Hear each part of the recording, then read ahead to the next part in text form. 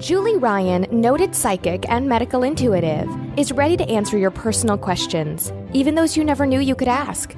For more than 20 years, as she's developed and refined her intuitive skills, Julie used her knowledge as a successful inventor and businesswoman to help others. Now, she wants to help you grow, heal, and get the answers you've been longing to hear. Do you have a question for someone who's transitioned? Do you have a medical issue? What about your pet's health or behavior? Perhaps you have a loved one who's close to death and you'd like to know what's happening. Are you on the path to fulfill your life's purpose? No matter where you are in the world, take a journey to the other side and ask Julie Ryan. Hi, everybody. Welcome to the Ask Julie Ryan Show. I'm Julie, your host, and I'm so delighted you could join us this week. My intention in doing this show is to provide information, insight, and comfort to people all around the world by helping to answer life's unanswerable questions. And we have a bunch of callers on hold this evening, so it will be fun to see what questions they have, and even more fun to see what answers we come up with. And speaking of providing comfort, goodness, this Hurricane Michael that came in yesterday, and I was just talking to everybody that has called in already and has questions, that it's about 3 hours south of us is where the damage starts. And my husband, Tim, was down in Florida this week on business, and he just got home about a half an hour ago, and I said, what were you thinking even going down there? But he was south of where the hurricane was coming in. He was in Orlando and Tampa and Palm Beach, so he was way south. But he drove home today through it. And I was texting him last night about all the different areas that had been evacuated. And I said, you just need to be aware of this, because, of course, he had the GPS on and a lot of the roads are still closed. But what he found was that a lot of the restaurants were closed as well, simply because they didn't have power and or they didn't have water. Apparently the water supply has been breached and people are having to sterilize their water. They're having to boil their water before they can use it. So he drove about 6 or 7 hours without any food, so he was starving by the time he got to Montgomery, which is about an hour south of us. The other thing that was interesting was last night I was out to dinner with several girlfriends. It was one of their birthdays, and the restaurant was packed of people who had evacuated. And on our way out, they all left, and I stayed and I talked to several big tables of people that had evacuated and listened to their stories and listened to what was going on. One family in particular had evacuated from St. George Island, which is near Apalachicola, if you look on a map. And they said that they had no idea if their home was still there or not, because St. George Island is 12 feet above sea level, and the storm surge was supposed to be 20 feet. So they didn't know if there'd even be anything left. So my heart was going out to them, but I enjoyed meeting several of them. I wasn't even a hostess at the restaurant, but I bet I talked to 3 different tables of people just to welcome them to Birmingham and tell them we're thinking of them and praying for them. So keep that up, too. All right, let's go ahead and go to the phones, and let's see who our first caller is. I believe it's Catherine. Hi, Catherine. Hello. How are you? I'm good. How are you?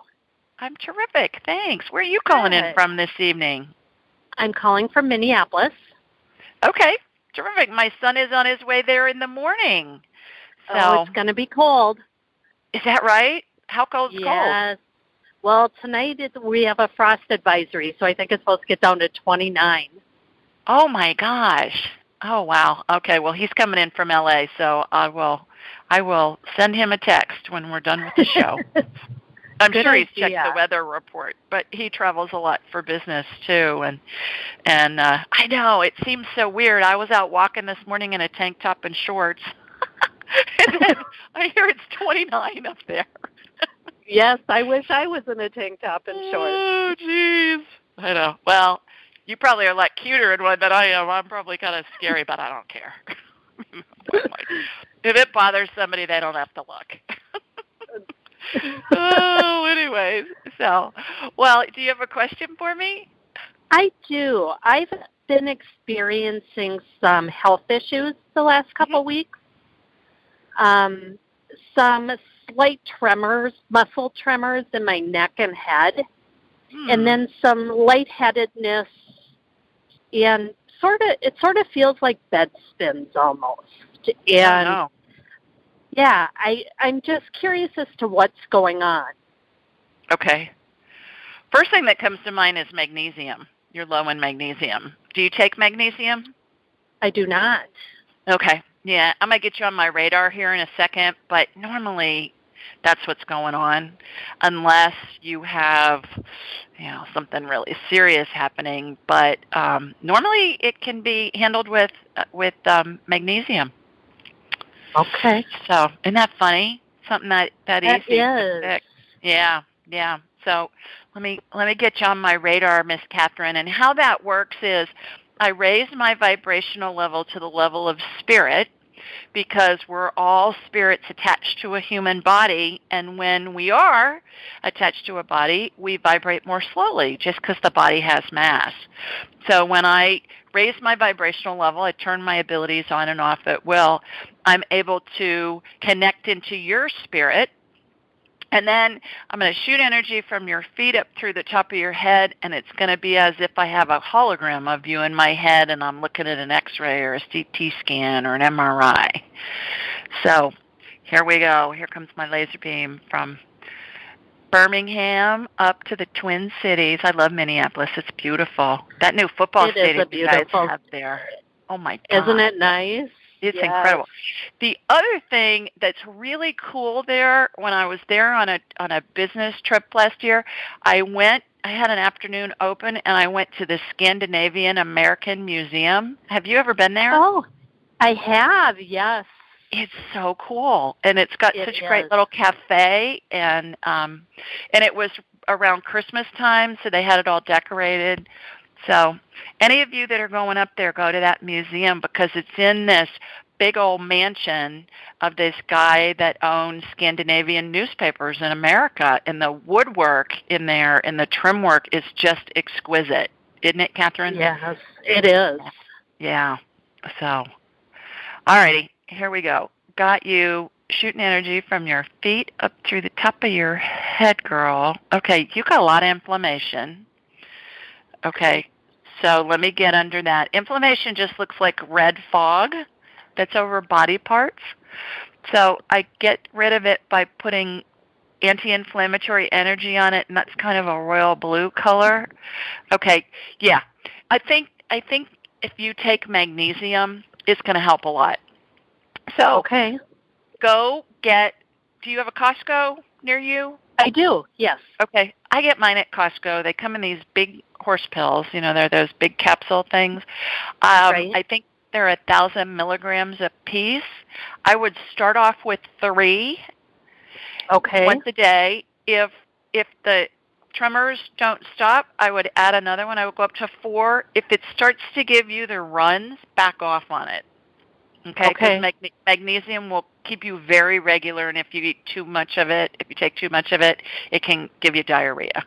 So back off on that. The other thing you can do is Epsom salts. You can buy that in the drugstore, in the grocery store. Take some Epsom salts baths, because that's magnesium. It'll get in your system really fast. Okay, great. And give that a whirl. And then if you're not any better, schedule a private consult with me, like in the next week or so if you're not better, and then we'll do a real comprehensive scan on you. But the fact that I got magnesium before you were even on my radar tells me that's probably what's going on, and it's really easy to fix. Okay, great. Well, thank you so much. You are most welcome. Thanks for joining us this evening. Yes. Okay, get your blankie out. Yes, exactly. Okay, thanks. Take care. Bye-bye. You too. All righty, let's see who else we got here. I believe our next caller is Laura. Hi, Miss Laura. Hello. Good evening. Good evening to you, my dear. How are you? I am very well, and I'm calling in from the San Francisco Bay Area, the East Bay, really. Terrific. What's going on out there? It's beautiful here, as usual. And, the weather was perfect today. I took my grandkids to feed the alpaca and goats, and they went swimming in the pool, so it was very nice. And now it's getting chilly for the evening. I love this time of year. I get it all. Yeah. I understand. I am calling in because I have two dogs that, a 3-year-old and a 12-year-old, and they have both been sick this year, which is odd. Aww. And the three, I feel like it's energetic with all of us, something going on. But the 3-year-old, he's little, he's about 9 pounds. He had a liver issue. He has a little liver, littler than he should have, and the doctor has said that he is vegan now. So I make his food, and I am vegan, which is odd. And then the other dog, who is a bigger dog, had some glaucoma and then had his eye out and has a tumor behind the eye. Oh, geez. And we just had an MRI, and I'm just wondering if you can pick up on if they have anything they want to say to me, or if there's something energetic to clear, or is this just Rocky's time, the bigger one, or... Well, let me get them both on my radar, Laura, and let's see what's going on with them. So Rocky's the 12-year-old? Yes. All right, and the 3-year-old's name is what? Buster. Buster, cute. So 2 guys, 2 boys? 2 guys, 2 boys, okay. Yeah. 2 guys. All right. Okay. So I'm going to connect to you, and then from you I'm going to connect to Rocky, and then I'll connect back to you, and then connect to Buster from you. Okay. So you're going to be my switchboard. Gotcha. I am more than happy to accommodate. You're going to be my woo-woo switchboard. All right, here we go. Here comes my laser beam. All right, got you. Okay, got Rocky. Okay, so right eye is where the energy went first. Just right eye. All right. Yes. So that's the eye? That's the eye they removed about a month ago, yeah. Because I'm looking at him, like I'm looking through his eyeballs from behind. Like if my laser beam went in the back of his head to get the picture, and so I'm looking out through his eyes. So the right side is where the energy went first, and it just looks like there's nothing there. So, okay, all right. So I'm looking there and see. Okay, he's still got. So this was malignant. Yes. Yeah. All right. That's what I'm getting to. There's still some cells there. I'm gonna zap the crap out of them here in a second. Thank you. So I'll do that. All right, let me look at the other side and see. That's a medical term, zap the crap out of something. Let me go on the other side and see. Now, that looks okay. He looks okay. He looks like he's developing a little bit of a cataract on that eye. So I'm going to let's just take care of that so his vision is okay. Just taking that lens out, putting an intraocular lens like they do for humans, when they have cataract surgery, and that's in, got that stitched. All right, so he's clear on that eye now. All right, let me go in. So what I do when I see a pocket of cancer cells, and he's got them that are kind of spread around those nerves and stuff behind his eye. So what I'm doing right now, Laura, is I'm putting them in a plastic bag. You know those Reynolds cooking bags that you can put a turkey, you cook the turkey in? I see those My all the mom's time. favorite. I know. I see those all the time, and I see those. It just kind of reminds me of those Reynolds cooking bags. My mom used them back in the day, too, because then she didn't have to clean up the pan. Right. So, all right. So I've got those cells, and then what I do is I just blast them, and when I blast them, they explode into teeny weeny nanoparticles, but they're all contained. So let me get those out. All right, I'm going to do a quick DNA mutation correction on him. And I do this on humans all the time that have cancer, Laura. And what happens is I see strands of DNA that come out of a chromosome. And DNA is the recipe that tells cells how to behave. And if you look at a strand of DNA, it can have 100 letters. A, T, C, G represent different, I forget what they are, amino acids or something. I need to look that up. Or it can have 1 billion of them. But in dogs, I don't see as many in the coding. But what happens with cancer is the DNA gets some kind of a mutation, usually from environmental factors, and then it's a recipe that tells the cells to mutate and get cancerous, basically. So what we want to do is get that mutation corrected. So that's what I'm watching happen now. And when I see these strands of DNA, Laura, they remind me of the strips of paper that are in fortune cookies that have the fortune written on them. But like in a Scrabble game, when you move letters up and over to form a word, that's what I watch happen in Warp Speed. Oh, really cool. It redoes the DNA sequence. And so it's called mutation correction. So he has 3 strands of DNA that have just been redone and gone into his system. So hopefully that will help him with that. How does he seem? Does he seem like he's in pain? No, he doesn't seem in pain. He's on CBD oil, which I had never tried before, but it seems to be a miracle. And he's had a couple of seizures, but nothing in last couple weeks. So he seems okay. Okay, and the seizures are because they didn't know. We had an MRI tomorrow. Yeah. And so they're looking for is there edema or is there, is it the brain filled with cancer? Or they don't know. I think there's pressure on those nerves and stuff behind his eye, on the optic nerves. And all of that. I got as well. Okay. Yeah. So I think that's what's going on with him. But I think he's going to be better after that. DNA resequencing is miraculous. I mean, it's amazing. Wonderful. When that started coming in a couple years ago, I was like, holy moly, what is this? And now I use it all the time. Okay. Nice. Thank you. So let's go over to Buster and let's see what's up with Buster. All right. I can see his little liver. Yeah, it looks diseased. What is up with that? Right. Okay, it's from chemicals that are lawn, herbicides and chemicals like lawn chemicals that they spray on lawns, for weeds and fertilization and stuff. Okay. So when he comes in from his walks, first of all, if you guys are using a service no, like we that, don't. Okay, but your neighbors probably are? Yes, yeah. Where he's walking. So just get those baby wipes and wipe his feet off and his paws and his legs before he comes in. Okay. And then they won't lick it, and then they don't ingest it. Oh, okay. And it he works does eat the grass every time we go out as well. That's what's going on. That's what's caused it. Okay, interesting. Okay.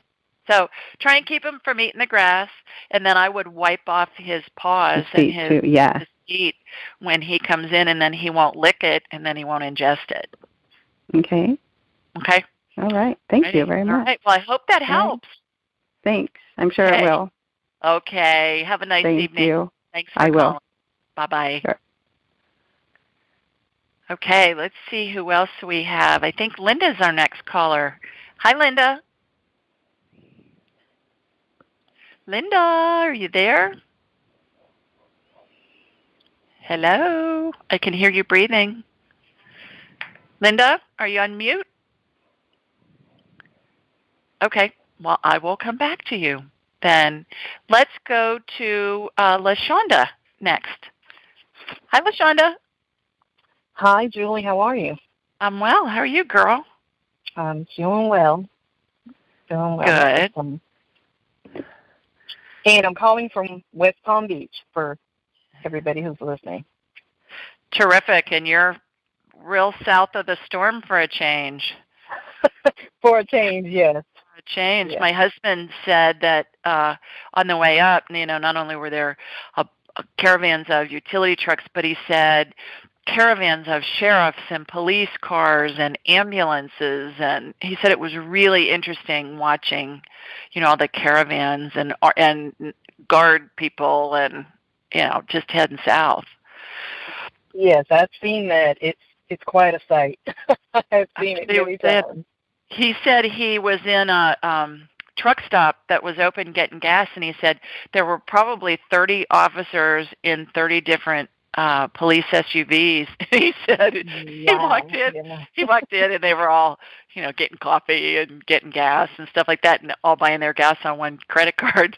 And he said, "Man, I've never felt safer in my life." I can imagine. For sure. He said that it cracked them all up, and he thanked them for their service. But yeah, definitely. Well, you got a question for me? Actually, I do. Yes. I would just like to just to give you a little background. I'm an educator, and about 9 years ago, I worked in an administrative or supervisory capacity at the district level. Uh-huh. And after a couple years, in that position, my entire department, which consisted of 34 people, including superiors and subordinates, that department was restructured. So basically, through no fault of our own, everyone was reassigned to other positions, supposedly equivalent positions, but for the administrators and supervisors, that was not the case because we all ended up in instructional positions in schools, which, comparatively was clearly a demotion and substantial pay cuts, all things considered. But when you're in administrative capacity and your department or position is cut, I guess it's up to you to find your own, administrative position again, even if it's no fault of your own. So that's the hard part about it. But it kind of left a bitter taste in my mouth. So I'm going to say for about the past 8 years, I guess I assume maybe there's something I'm supposed to learn from it, because it was supposedly done as a result of the particular department I was working for failing one of 3 audits that we had that year, federal, state, and district, a local audit. But when they audit you for the previous couple of years. And I had only been at that department for 2 years, so I wasn't there when all of the data and facts and whatever and information and reports were done. It had nothing to do with me, so when I came on board. But what's your question? I guess it's fair when nobody, when they do it that way.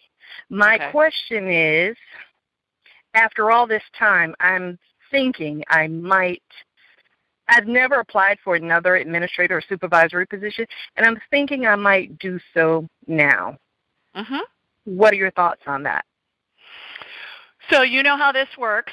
We ask, is it in LaShonda's best interest to ... And then the first thing that pops in your head is going to be divine guidance.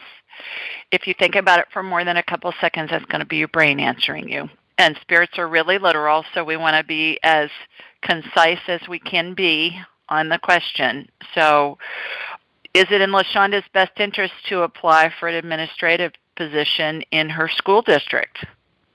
It's the first thing that pops in your mind. I don't know. I was waiting for you to answer it. Okay, the answer is yes. I got a yes.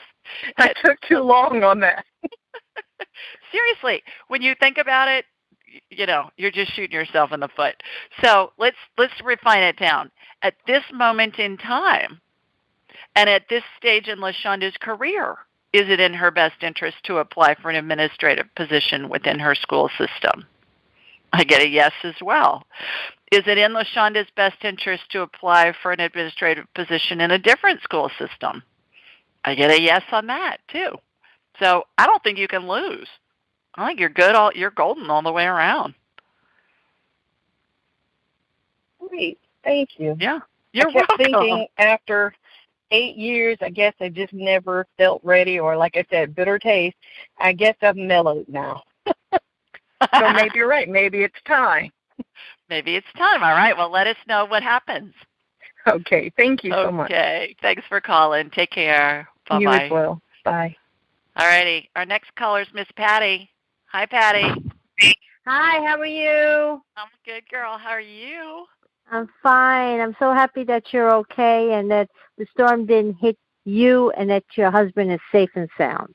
Oh, thank you. Me too. I hugged him when he came in the door this evening. I said, honey, I'm really glad to see you. He goes, well, thanks, babe. I'm really glad to see you too. I said, no, I'm really glad to see you because I was worried about him getting home. Yeah. I'm like, but that's a testament to your intuition, because even if your husband wasn't somewhat in danger with the hurricane, you would have sent something already to try to warn him, like something is like saying, I don't think you should go. I don't think you should go on a trip, blah, blah, blah. Even my cousin, who was about to get married, she lost her father 4 years ago. He was 49 years old. His name was Nuzio. He was 49 years old, and he had the same thing that John Ritter and Alan Thicke had, aortic dissection. But he already had heart issues. But then the bride was telling me about 3 years ago that he sensed something, because he went to go see his cousin in Las Vegas on my aunt by marriage side family. So when Newsy went to go see his cousin, what happened was that he went to Las Vegas show with his cousin.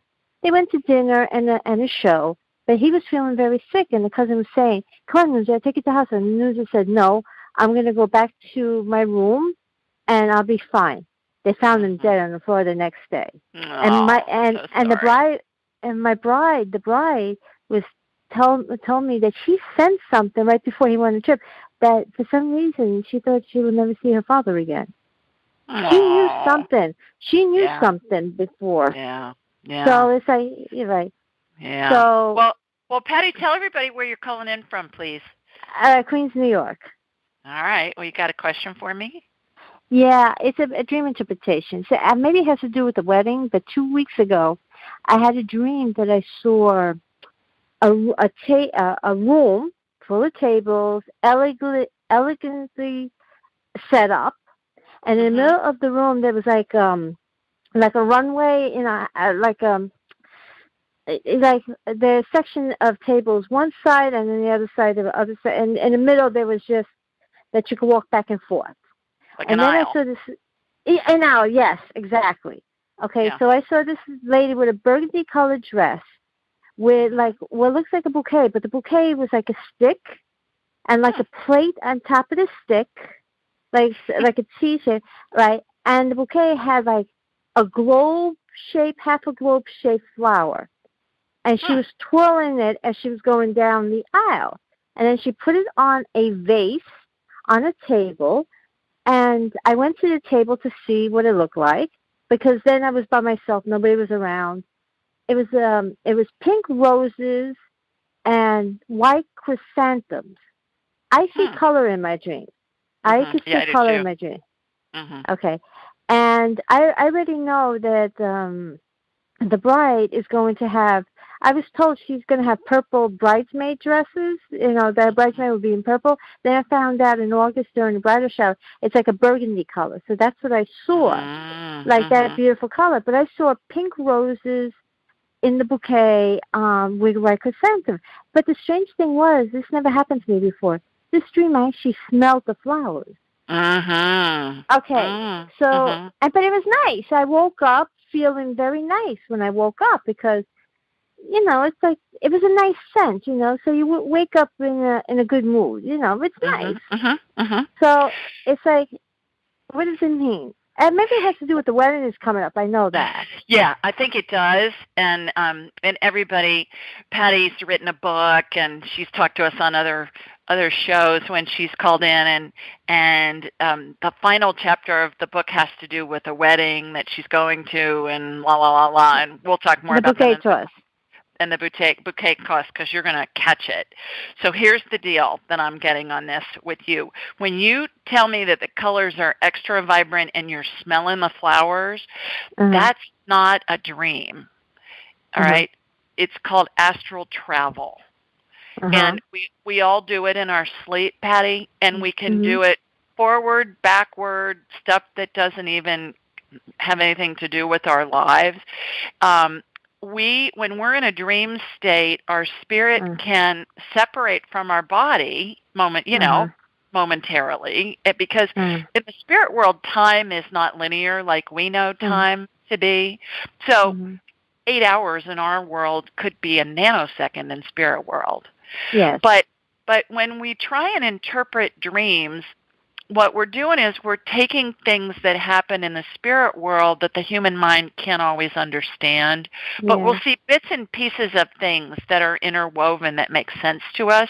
So the first thing I want you to know was you really were astral traveling on that. So how cool that you remembered that. Good girl on that. Yeah. Secondly, I do think it deals with this wedding that's coming up because you've been anticipating this for a long time. Yeah, for a year now. Yeah, and the fact that you had a really pleasant, happy feeling when you woke up, I think is an indicator of things to come. So I think instead of the reason why this happened for you is instead of you being nervous about it, just think about that. It's going to be pleasant. It's going to be beautiful. I'm going to have a blast. It's going to be wonderful. I'm going to be able to smell the flowers and everybody's, la, la, la, and all that stuff. It's to keep you calm. Right. When you go to this meeting. Well, it's like I'm anticipating because when I called up 2 weeks ago, when I had the dream, I actually texted my cousin. And this is what they're going to do. I texted my cousin at the same time they were talking to the DJ. The DJ had goosebumps because the guy was saying what the book is about and who is it about, and the fact I'm wearing the jersey that he wore during his baseball career. And the DJ wants to film this because he said that they're going to have the theme song of the team he played for during the bouquet toss. Okay. Well, let's talk more about that after the wedding because I'm going to try and get to some other callers, and we're getting into details that people don't know what we're talking about. So, but it's nice. It means, the dream means the dream means you're going to have a wonderful time, and just stay focused on that, and it's nothing to get wound up about, and we'll be eager to hear what happens. So have fun. It means good things are going to happen probably after the wedding, which I'm hoping. Yes. After. Yes, ma'am. Okay. Thank you. Thanks for calling. Bye, Patty. Bye-bye. All right, everybody. We do this show every Thursday night at 8 Eastern, 7 Central, and 5 Pacific. The call-in number is 712-770-4160, and the access code is 533677#. You can find this information a bunch of different places. You can find it, first of all, on AskJulieRyan.com. If you scroll down to the bottom of the home page, you'll see all this information. And then also, wherever you download podcasts. We're on about 40 networks, and it's in the show notes of the podcast. So go to iTunes or Stitcher or iHeart or Google Play or, all those different ones where we are, and subscribe, and then you'll have access to all of the shows, and it's in every show notes. Every show's show notes. We're also on YouTube, so you can find it there as well in the show notes. When you're on my site, sign up for my blog, and that's a question that I answer each week that has been submitted online. For those of you that are listening that can't join us to ask your question because you're doing the dinner, bath, put to bed kid thing, or you've got another commitment on Thursday nights or whatever, or the time zone, I get questions oftentimes from people that are in a different time zone that isn't conducive to when we tape the show. Just submit those online, and then one is chosen each week, and I answer it, and that's fun. And then also, while you're on my website, schedule an appointment with me, and then we'll have a whole hour to discuss whatever you want, because I'm a businesswoman who learned how to do woo-woo, and I'm a buffet of psychicness. So as you hear on this show each week, we can do medical scans for you or your pets like we did for Laura in San Francisco. We can do dream interpretation. I can tell how close to death somebody is if you have a loved one who's dying or is sick. We can do past life stuff. We can do spirit guide stuff. We can do all kinds of things. Talk to your deceased loved ones, all those fun things. So, schedule a private consult, and then I'll have you to myself for a whole hour, and we'll have a ball. All right, our question this week comes from Poppy, and Poppy lives in Portland, Oregon. And she says, "Hi, Julie. I recently got a rescue dog who's around a year old. Her name is Ivy, and she's a pretty small black dog. She's a pretty, small, black dog, not a pretty small dog, but a pretty, small, black dog, who I think is some sort of spaniel mix. She's the sweetest puppy in the world and very well behaved, but she's always acting fearful. I don't ever scold her, and I give her tons of affection, but she still has her tail tucked most of the time. Visiting and discussing this issue with the vet was no help, so I was hoping you could see how she was doing and if there's anything she needs. What can I do to make her feel welcomed and loved in her new home? Thank you so much. Lots of love and hugs, Poppy." And here's my response. Hi, Poppy. Hi, I see you just joined us. I'm going to mute you, and I will come back to you. Okay, my response is, hi, Poppy. Congrats on your new puppy. A lot of P's there. She sounds darling. In order to get some information for you, I first energetically connected to you and from you to Ivy. Here's a synopsis of our conversation. When I asked Ivy why she acts so scared, she said, "I don't want her to hurt me." She went on to say all humans hurt dogs. I replied, "Actually, most humans love dogs and would never hurt them," to which she replied, "That's not what I've seen." It sounds like Ivy's been abused and has witnessed other dogs being abused. When I asked Ivy what you can do to make her feel loved and welcome, she said she wants to be able to snuggle with you. She showed me a scene of you sitting on a couch with her right next to you. You either had your arm around her or were petting her. In addition, Ivy told me she doesn't like it when you leave her. You may want to consider wearing an old shirt and putting it in her bed or kennel. Be sure to avoid washing it. You want it to smell like you. The more it smells like you, the better. This may comfort her when you're gone. Lastly, legendary dog trainer Cesar Millan suggests doing the following to help gain a dog's trust. Number 1, stay calm and speak softly.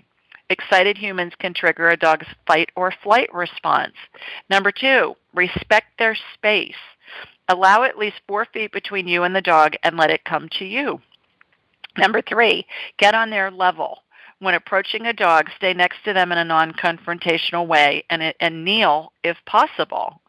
Number 4, always let a dog come to you. This will let you know the dog is interested in you. And lastly, go for lots of walks. In the dog world, followers approach the leaders. When you take your dog for a walk, you're the leader, and once your dog is part of your, quote, pack, it feels safe with you. Hope this information helps. Thanks for your question. So I thought those were interesting suggestions from Cesar. I've watched his show. He is amazing how he gets dogs to do, get into line and do things that their owners want them to do, and behave and be trained. But I learned some stuff with that. So thanks so much for your question, Poppy. Okay, let's go back to the phones and see who else we have. I think our next caller is Nadalicia. Hi, Nadalicia. Excuse me. Hi, Julie. How are you? Bless you, girl. Thank you. Actually, I was coughing. Sorry. Oh, well, bless you anyway. Thank you. Yes. I do have a question, Julie, and this is Marita from Hilton Head Island, South Carolina. Okay. All right. My question is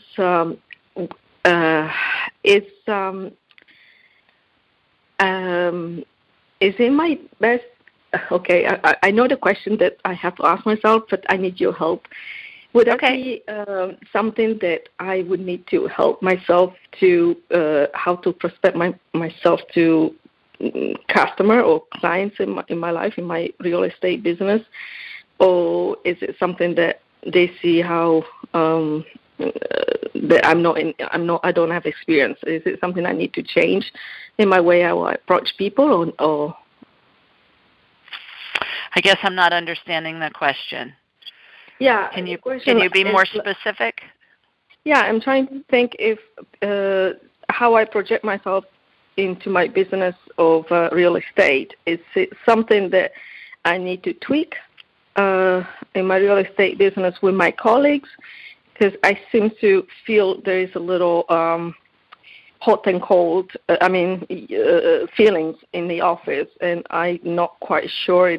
I just don't feel very wanted there or something, because I don't know if it's probably my sixth sense that I feel that way, or I just need to do something by myself.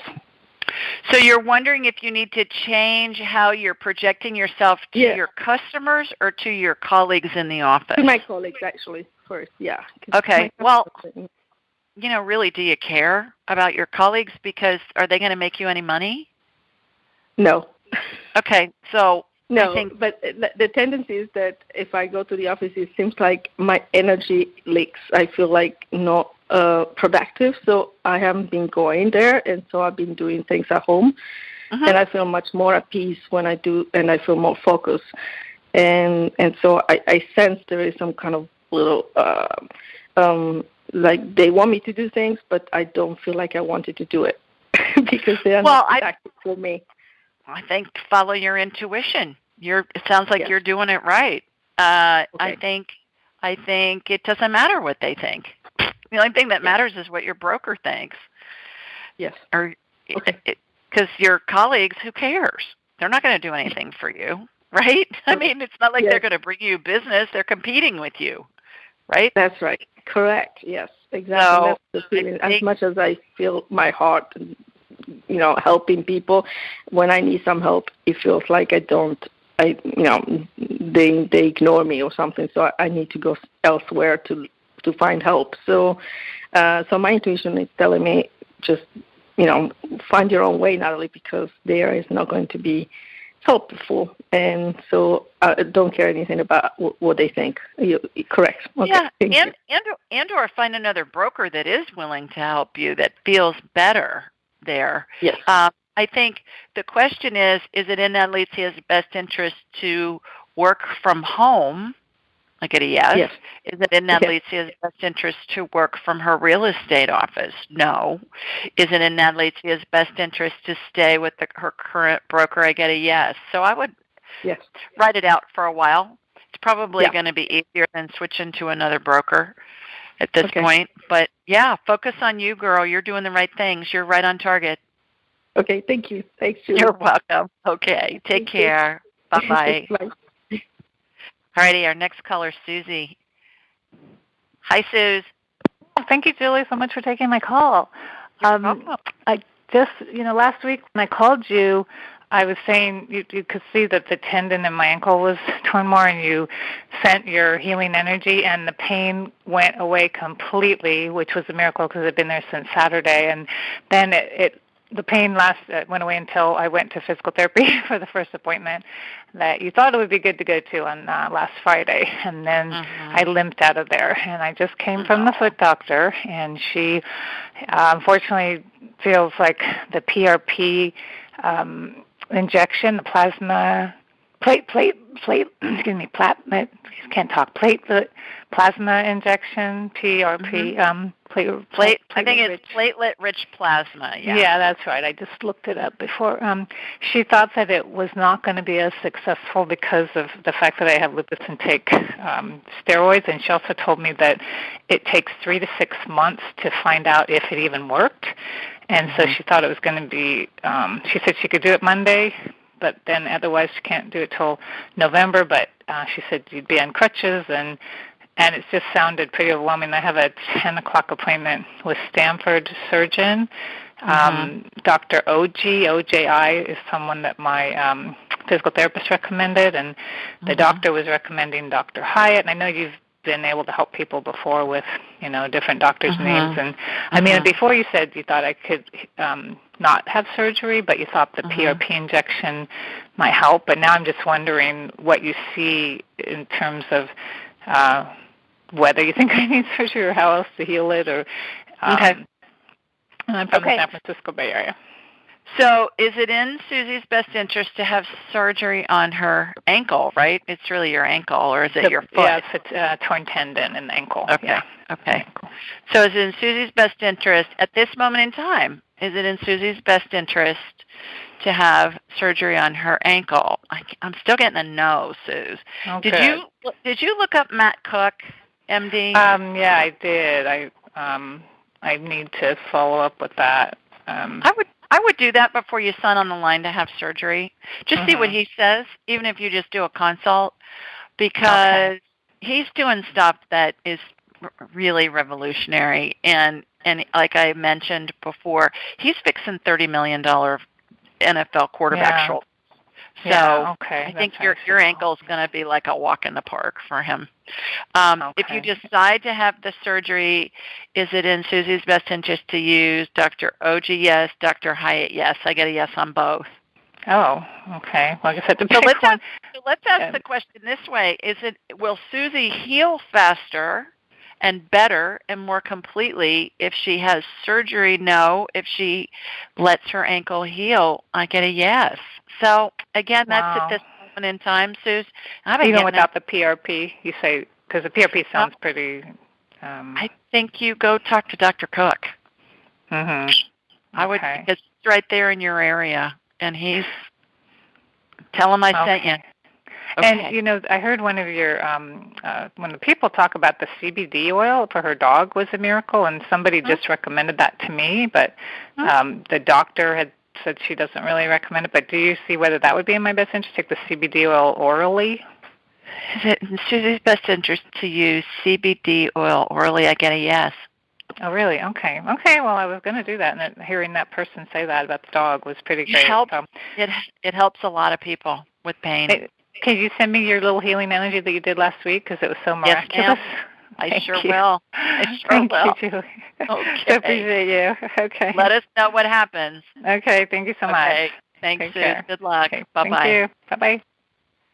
We have another caller. Hi, this is Julie. Who's this? Carol.